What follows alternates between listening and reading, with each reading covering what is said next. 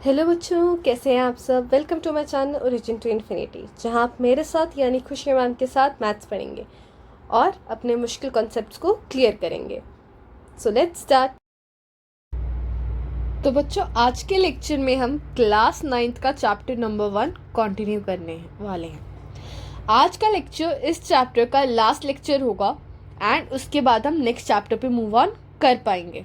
ठीक है, अभी तक हमने इस चैप्टर में इसके कॉन्सेप्ट समझे हैं और 1.1 से लेकर 1.4 तक सारी एक्सरसाइजेस कंप्लीट करने वाले हैं चुके हैं। ठीक है, आज के लेक्चर में हम नेक्स्ट एक्सरसाइज करेंगे। उससे पहले थोड़ा सा रिकैप करेंगे कि हम अब तक क्या क्या पढ़ चुके हैं और क्या क्या आज पढ़ने वाले हैं। ठीक है, फर्स्ट हमने पढ़ा है नंबर सिस्टम, कि कैसे बहुत तरह के जो नंबर सिस्टम्स हैं उन्होंने मिलकर हमारी पूरी काउंटिंग बनाई है। जैसे कि हमने फर्स्ट पढ़ा हुआ है नेचुरल नंबर। ठीक है, सेकंड पढ़ा हुआ है हमने क्या पढ़ा हुआ है, होल नंबर्स। ठीक है, नेचुरल नंबर से में 1 से लेकर 2, 3, 4 नॉर्मल काउंटिंग आती है। ठीक है, होल नंबर्स में 0 भी इंक्लूड होता है, 0, 1, 2, 3, 4 एंड सो ऑन। ठीक है, फिर हमने थर्ड पढ़ा हुआ है इंटीजर्स। ठीक है, इंटीजर्स में हमारे इन काउंटिंग के अलावा नेगेटिव नंबर्स भी इंक्लूड होते हैं। ठीक है, जैसे कि ये नॉर्मल काउंटिंग इस साइड पे चलती है, नेगेटिव काउंटिंग उस साइड पे चलती है। फोर्थ हमने पढ़ा था रैशनल नंबर। ठीक है, वो सारे नंबर जो p बाय क्यू की फॉर्म में प्रेजेंट हो सकते हैं, जहां पे p बाय क्यू, p और q दोनों पे को प्राइम हो और q जो है वो 0 के बराबर ना हो, तो ये नंबर कैसा नंबर है, रैशनल नंबर है। ठीक है, फिफ्थ हमने पढ़ा था क्या, इरैशनल नंबर्स। जिन नंबर को हम p बाय क्यू की फॉर्म में रिप्रेजेंट नहीं कर सकते वो सारे कैसे नंबर्स हैं, इरैशनल नंबर्स। ओके, हमने रैशनल नंबर्स में ही टॉपिक पढ़ा था कि रैशनल नंबर्स को कैसे नंबर लाइन पे रिप्रेजेंट करा जाए। ठीक है, फिर हमने इरैशनल नंबर के और टाइप्स भी पढ़े थे। अच्छा, हमने इसमें डेसिमल एक्सपेंशन पढ़ा था। डेसिमल एक्सपेंशन का क्या मतलब होता था कि हम किसी भी फ्रैक्शन या किसी भी नंबर को डेसिमल फॉर्म में लिखें। ठीक है, आप इनको दो फॉर्म्स में डिवाइड कर सकते हो, एक है रैशनल नंबर या एक इरैशनल नंबर। ठीक है, तो हमारा जो डेसिमल एक्सपेंशन है या तो वो इस कैटेगरी का होगा या इस कैटेगरी का होगा। ठीक है, रैशनल में हमने पढ़ा था या तो टर्मिनेटिंग होगा, यानी कि जब हम उसको डेसिमल फॉर्म में लिखने जाएंगे 0.123 समथिंग, तो एक पॉइंट के पास जाके रुक जाएगा। ठीक है, तो उसको हम कैसा बोलते हैं, टर्मिनेटिंग डेसिमल एक्सपेंशन। फिर एक हमने करा था non terminating recurring decimal expansion. ठीक है, रिकरिंग का क्या मतलब है कि अगर आपका डेसिमल है भी और उसके बाद जो नंबर है वो चलते भी जा रहे हैं पर वो एक सेम पैटर्न फॉलो करेंगे, जैसे कि 1 2 1 2 1 2 1 2, यहाँ पर जो है चाहे ये नंबर कहीं पे नहीं रुकने वाला पर वो एक पैटर्न फॉलो कर रहा है, 1 2 1 2 रिपीट हो रहा है। ठीक है, इरैशनल नंबर में कैसा सा भी नंबर लिख दो, इसको हम नॉन टर्मिनेटिंग ही बोलेंगे। ठीक है, अच्छा, इस वाले टर्मिनेटिंग नंबर को हम ऑलरेडी जानते हैं कि p बाय क्यू की फॉर्म में कैसे लिखेंगे, डेसिमल टू फ्रैक्शन कन्वर्ट वाला प्रोसीजर ही यूज़ करना है। नॉन टर्मिनेटिंग के लिए हमने एक्सरसाइज में क्वेश्चन भी करे थे कि कैसे अगर एक रिपीटेड पैटर्न है नंबर्स में तो उसको p बाय क्यू की फॉर्म में लिखा जाए। ठीक है, अगर आपको नहीं याद आ रहा, do visit the previous lectures और ट्राई करके देखना, वो मोस्ट इंपॉर्टेंट पार्ट था। ठीक है, और हमने 1.2 तक यही करा था।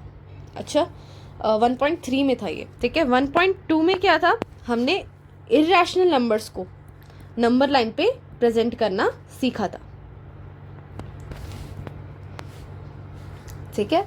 फिर 1.4 में हमने रूट्स को, रूट में कोई भी नंबर हो उसको कैसे ऐड करते हैं, कैसे सब्ट्रैक्ट करते हैं, कैसे मल्टीप्लाई करते हैं और कैसे डिवाइड करते हैं, वो सब सीखा था, ठीक है।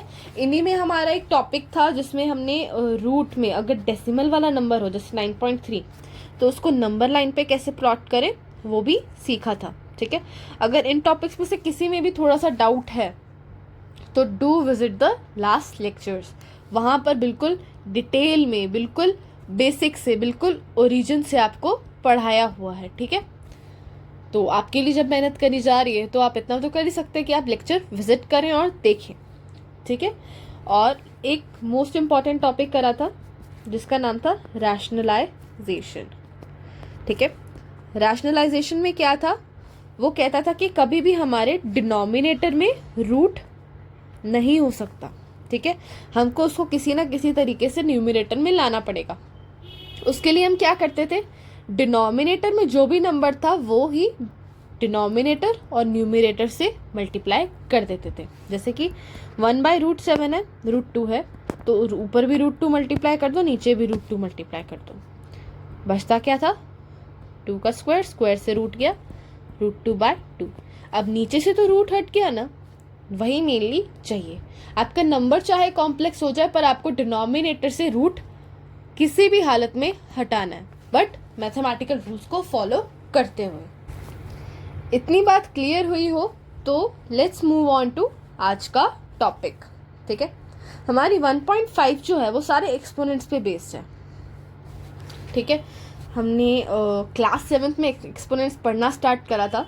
एक्सपोनेंट्स का मतलब क्या होता है, जब एक ही नंबर अपने आप से बार बार मल्टीप्लाई होता है तो जितनी बारी वो मल्टीप्लाई होता है उसको हम एक्सपोनेंट बोलते हैं, ठीक है। अब जैसे 2 है, 2 इंटू 2 इंटू 2 इंटू 2 कितनी बारी अपने आप से मल्टीप्लाई हो रहा है, 1 2 3 4, तो यानी कि 2 की पावर 4, ठीक है। जितनी बारी वो मल्टीप्लाई हो रहा था वही हमारे एक्सपोनेंट में आ गया, ठीक है।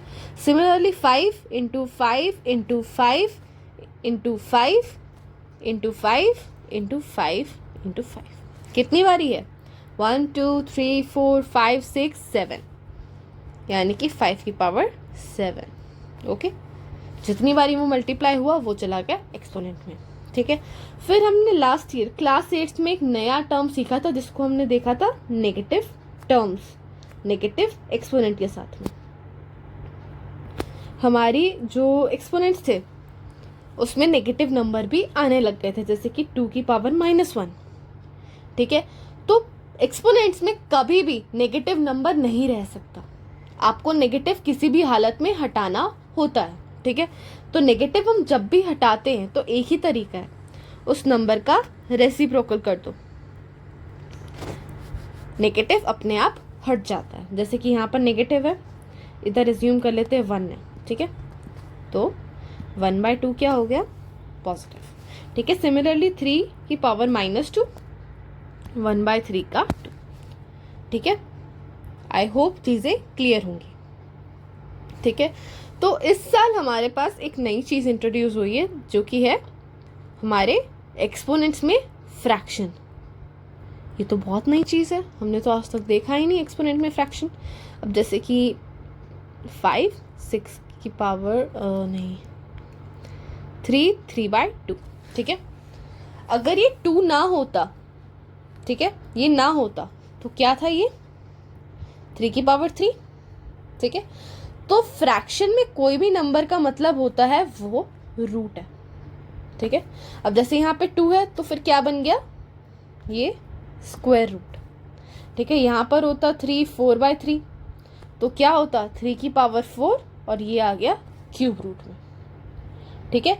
तो फ्रैक्शन में जो भी डिनोमिनेटर है, डिनोमिनेटर का मतलब क्या है, वो उतना रूट कर रहा है, ठीक है। जितना बड़ा डिनोमिनेटर वही रूट है, ठीक है। जैसे यहाँ पर 3 था क्यूब रूट हो गया, यहाँ पर 2 था स्क्वायर रूट हो गया, ठीक है। यही मैं और नंबर बढ़ा दूँ 7/4, तो ये क्या हो गया 4 रूट हो गया, अंदर क्या हो गया 3/7, ठीक है। डिनोमिनेटर का मतलब उतना टाइम्स रूट, ठीक है। तो अब इससे रिलेटेड कुछ लॉज हैं, ये लॉज हमने लास्ट क्लास में इसमें भी करे हुए हैं। जैसे कि अगर दो नंबर्स मल्टीप्लाई हो रहे हैं, जैसे कि 2/4 2/8, ऐसे नंबर्स में क्या है, जो बेस नंबर है, जो नीचे वाला नंबर वो है सेम, तब क्या होता है मल्टीप्लाई के केस में नंबर वही रहता है, पर जो एक्सपोनेंट्स है वो क्या हो जाते हैं, ऐड हो जाते हैं, 4 + 8, ठीक है। पर ये तभी पॉसिबल है जब बेस क्या हो, सेम, और वो नंबर मल्टीप्लाई हो रहे हो, ठीक है। सेकंड हमने पढ़ा था कि अगर सेम बेस वाले नंबर डिवाइड हो रहे हों तो बेस तो सेम रहता है पर उनकी एक्सपोनेंट्स क्या हो जाते हैं, सब्ट्रैक्ट। अगेन कंडीशंस क्या है, बेस सेम होना चाहिए और दो नंबर्स डिवाइड होने चाहिए, ओके। अब थर्ड चीज ये थी, जैसे कि अब ब्रैकेट है 2 3 4, तो ऐसे केस में क्या होता है, एक्सपोनेंट्स जो होते हैं वो मल्टीप्लाई हो जाते हैं, ठीक है। 3 4 यानी कि 2 3 × 4, ठीक है। कंडीशन क्या है, जो एक्सपोनेंट है वो आपका ब्रैकेट से बाहर होना चाहिए, ठीक है। दोनों का बेस एक ही है, ये भी इसी का है, ये भी इसी का ही है, तभी मल्टीप्लाई हो रहे हैं, ठीक है। नेक्स्ट क्या पढ़ा था हमने कि अगर दो नंबर है जैसे कि 3 और 4, ठीक है, पर दोनों की अगर पावर सेम है और नंबर्स मल्टीप्लाई हो रहे हैं तो जो पावर है वो हम कॉमन ले सकते हैं, ठीक है। इसमें कंडीशंस क्या थी, पावर सेम होनी चाहिए और वो मल्टीप्लाई का होना चाहिए, ठीक है। आप इसको ऐड या सब्ट्रैक्ट में फॉलो नहीं कर सकते हो, ठीक है। Similar with this, similar with this, similar with this, जो कंडीशन दी हुई है आप सिर्फ उसी केस में उसको फॉलो कर सकते हो, ठीक है। फिफ्थ आते हैं, अब जैसे 3/4 है, इसकी पावर 2, इसकी पावर 2, ठीक है, तो तब भी आप क्या कर सकते हो, 2 को कॉमन ले सकते हो, ठीक है। इसमें क्या थी हमारी कंडीशन, पावर क्या हो, सेम, और दो नंबर्स ऐसे या तो फ्रैक्शन में हो या तो डिवाइड हो रहे, ठीक है। सिक्स्थ, ठीक है, कोई भी नंबर हो, कोई भी, जैसे 3 है उसकी पावर 0 हो जाए तो आंसर क्या आता है, 1 आता है। 2 की पावर 0 1, 100 की पावर 0 1, ठीक है। इस बात का ध्यान रखना। हमने यही 6 लॉज जो हैं अभी तक पढ़े हैं और यही आप आगे यूज भी करने वाले हो, ठीक है। Let's move on to our exercise, NCERT solution of last exercise 1.5। तो आइए शुरू करते हैं, ठीक है। तो 1/2, ठीक है, इसको पहले डिनोमिनेटर का इग्नोर कर दो, ठीक है। तो उसके अकॉर्डिंग क्या है, 64 की पावर 1, तो 1 चाहे आप लिखो ना लिखो, बात क्या है, 1 है, ठीक है। अब मैंने बोला कि डिनोमिनेटर में जितना भी नंबर होता है वो क्या हो जाता है, रूट में चला जाता है। यहाँ पे 2 है तो मतलब स्क्वायर रूट, ठीक है, स्क्वायर रूट, ठीक है। अच्छा, 64 को हम अब प्राइम फैक्टराइज करेंगे। 64 को पहले 2 से 32, 2 1 6, 2 8, 2 4, 2 2 2 एंड 1, ओके। तो इस ऐसे टाइप के क्वेश्चंस में आपका फर्स्ट स्टेप क्या रहता है कि आपको पहले वो जो पावर्स दे रखी हैं उनको इलैबोरेट करके लिखना है कि असलियत में वो कैसी लिखी जाएंगी, यानी कि डिनोमिनेटर का पहले रूट करना है, डिनोमिनेटर का पहले रूट करना है और जो न्यूमरेटर है उसको पावर में देना है, ठीक है। सेकंड स्टेप क्या है, जो अंदर बचा हुआ नंबर है उसका प्राइम फैक्टराइजेशन करना है। अच्छा, तो जब आप इसका प्राइम फैक्टराइजेशन कर लेते हैं आपका क्या आता है रूट के अंदर? 2 into 2 into 2 into 2 into 2 into 2। ठीक है, कितनी बारी 2 आया? 1 2 3 4 5 6। Can I right it like this? है ना? अच्छा, बाहर हमारा रूट है यानी कि 2 है, और हमने एक ज़माने में पढ़ा था कि जो हमारा स्क्वायर रूट, जो रूट होता है, स्क्वायर रूट होता है, वो स्क्वायर से डरता होता है। ठीक है, तो अगर मैं इसको किसी तरह से बाहर स्क्वायर लिख दूं, 2 लिख दूं, तो हमारा रूट जो है वो डर के भाग जाएगा। अच्छा, 6 को हम 2 इंटू 3 भी तो लिख सकते हैं, तो 2 3 एंड 2। अब मेरा 2 बाहर आ गया, स्क्वायर से रूट डर के भाग जाएगा और हमारा बचेगा 2 की पावर 3। ठीक है, जो कि आप निकाल सकते हैं कैसे? 2 into 2 into 2 which is 8। I hope आपको क्लियर होगा कि आपको कैसे प्रोसीड करना है। फर्स्ट है कि आपको डिनोमिनेटर को रूट बनाना है, न्यूमरेटर को पावर बनाना है। ठीक है, कर दिया। उसके बाद सेकेंड स्टेप में जो हमारा अंदर नंबर है उसका प्राइम फैक्टराइजेशन करना है। ठीक है, प्राइम फैक्टराइजेशन करने के बाद उन प्राइम फैक्टर्स को रूट के अंदर लिखना है। ठीक है, उसके बाद आप उसको रूट या पावर्स की फॉर्म में लिख सकते हो। उसके बाद आपका जो भी रूट हो, चाहे वो क्यूब रूट हो, चाहे वो स्क्वायर रूट हो, उस हिसाब से आपको यहाँ पर एक नंबर बाहर की तरफ लेना है ताकि वो नंबर से आप रूट काट सको।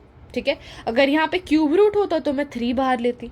ठीक है, स्क्वायर रूट था तभी मैंने 2 बाहर लिया ताकि मैं रूट को कैंसिल कर पाऊँ।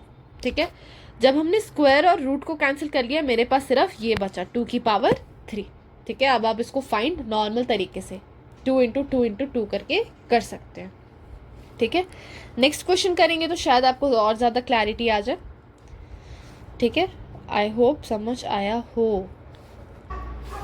तो यहाँ पर आपका आंसर आया था 2 की पावर 3 विच वॉज 8। अच्छा, सेकेंड स्टेप करते हैं अब, सेकेंड क्वेश्चन। ठीक है, 32। ठीक है, न्यूमरेटर पावर में, डिनोमिनेटर रूट में। ठीक है, अब अंदर वाला जो नंबर है उसकी पावर है 1, हम उसको इग्नोर कर सकते हैं। कर दी। ठीक है, अब हम करेंगे 32 का प्राइम फैक्टराइजेशन। 32 2 1 6 2 8 2 4 2 2 2 एंड 1। ठीक है, कितनी बारी 2 मल्टीप्लाई हो रहा है? 1 2 3 4 5, यानी कि 2 की पावर 5। ठीक है, तो जब स्क्वायर रूट होता था वो स्क्वायर से डरता होता था, क्यूब रूट हमारा क्यूब से डरता होता है। सिमिलरली 5 का रूट 5 की पावर से डरता होता है। ठीक है, तो यहाँ से रूट हट गया, यहाँ से हमारा 5 का पावर चला गया। आंसर आया क्या?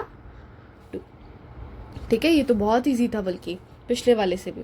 ठीक है, अब हम नेक्स्ट पार्ट करते हैं विच सेज 125 की पावर 1/3।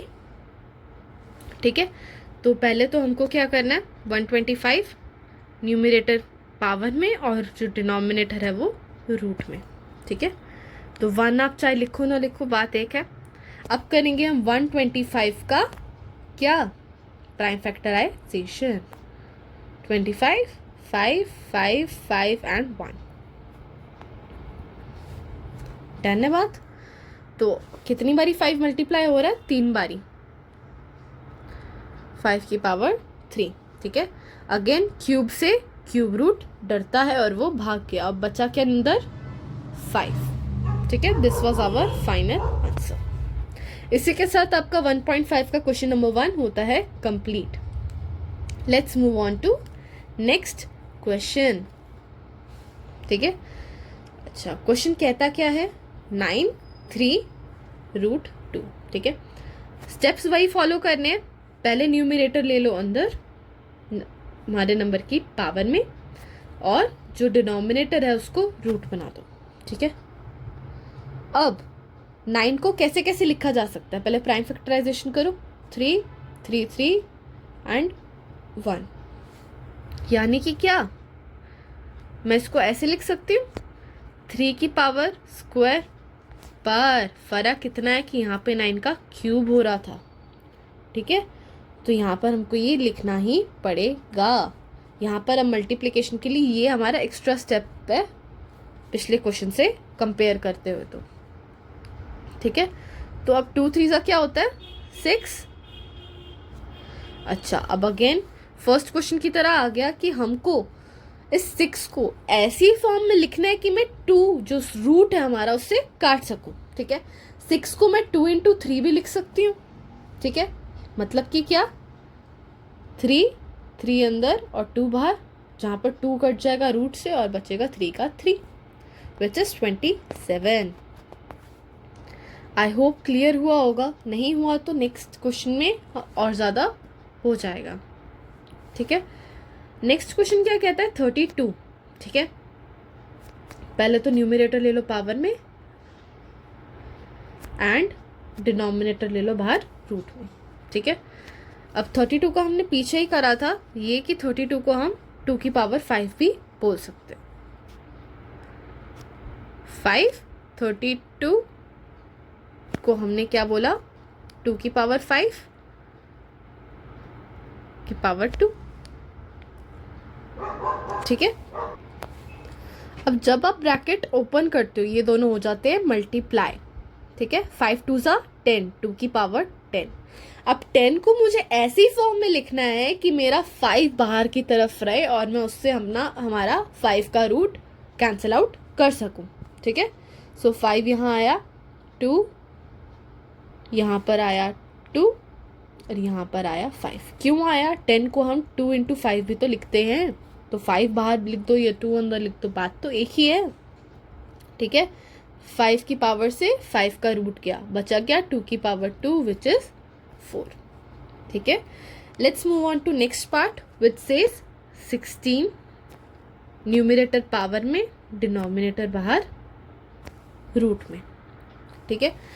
तो आप 16 को और क्या लिख सकते हो 16 2 8 2 4 2 2 2 1, डन है इतनी बात, ठीक है। तो ओके, स्मॉल चेंज हेयर, तो question in your NCERT is 3/4, तो उस हिसाब से न्यूमरेटर में आया 3 एंड रूट में आया 4, ठीक है। आज 16 को क्या लिखा जा सकता है 1 2 3 4, 2 की पावर 4 एंड ऑल्सो पावर में 3 भी है, तो 4 + 3 क्या हुआ 4 इंटू 3 क्या हुआ 12 हो गया, 2 की पावर 12।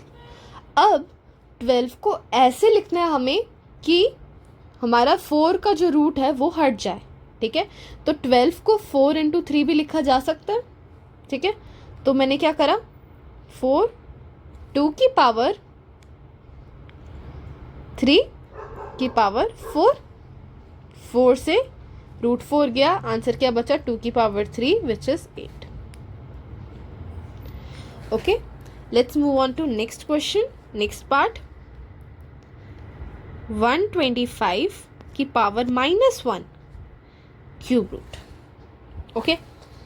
तो माइनस का मतलब क्या है कि आपको माइनस हटाना पड़ेगा, तो आपको क्या लिखना पड़ेगा इसको 1/125 क्यूब रूट। ये अभी हमने करा, जब भी माइनस आता है उसको रेसिप्रोकल करके हमको माइनस हटाना होता है, ठीक है।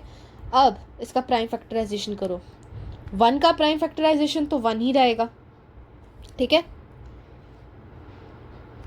अच्छा, अब 125 का करेंगे हम 125 5 25 5 5 5 1, ठीक है। क्या आया 5 का क्यूब आया, क्यूब से क्यूब रूट जाएगा, 1 की कोई पावर ना भी हो तो उससे क्वेश्चन को कोई इफेक्ट नहीं पड़ता, हमारी स्टेटमेंट को कोई इफेक्ट नहीं पड़ता। आंसर क्या बचा 1/5, ठीक है। हमारा क्वेश्चन नंबर 2 भी इसके साथ होता है खत्म। Let's move on to our next question, last question of the exercise, last question of the chapter 1 number system NCERT, ठीक है। तो शुरू करते हैं। उतना प्रॉब्लम नहीं आएगा। ठीक है, तो पहली बात बेस 2 है, ठीक है, नंबर हो रहे हैं मल्टीप्लाई, तो ऐसे केस में हम क्या करते हैं, पावर्स को ऐड करते हैं। 2 बेस लो, 2/3 प्लस 1/5। ओके, अब इनको हमको करना पड़ेगा ऐड। अच्छा, अब ये दोनों क्या है, फ्रैक्शन, तो फ्रैक्शन के रूल ही फॉलो करके हम इन दोनों को ऐड करेंगे। 2/3 प्लस 1/5, ठीक है, तो हमें क्या करना होगा, पहले इनका डिनोमिनेटर सेम, उसके लिए 3 और 5 का क्या लेंगे हम, एलसीएम, विच इज 3 1 5 1 1, ठीक है, क्या आया 15, ठीक है। तो अब 15 को 3 से जब डिवाइड करते हैं आंसर आता है 5, 5 2 ज़ा 10। 15 को 5 से डिवाइड करते हैं आंसर आता है 3, 3 1 ज़ा 3, ठीक है। 10 + 3 13/15, तो क्या हुआ, 2 की पावर 13/15, ठीक है। क्वेश्चन आपको सिर्फ सिंप्लीफाई करने को बोल रहा है, फाइंड करने को नहीं बोल रहा है, तो आपको जैसे हमने यहाँ पर डिटेल में जाकर आंसर निकाला था वैसे निकालने की ज़रूरत नहीं है, ठीक है। नहीं आप 2 का प्राइम फैक्टराइजेशन कर सकते हो इधर आगे, ठीक है।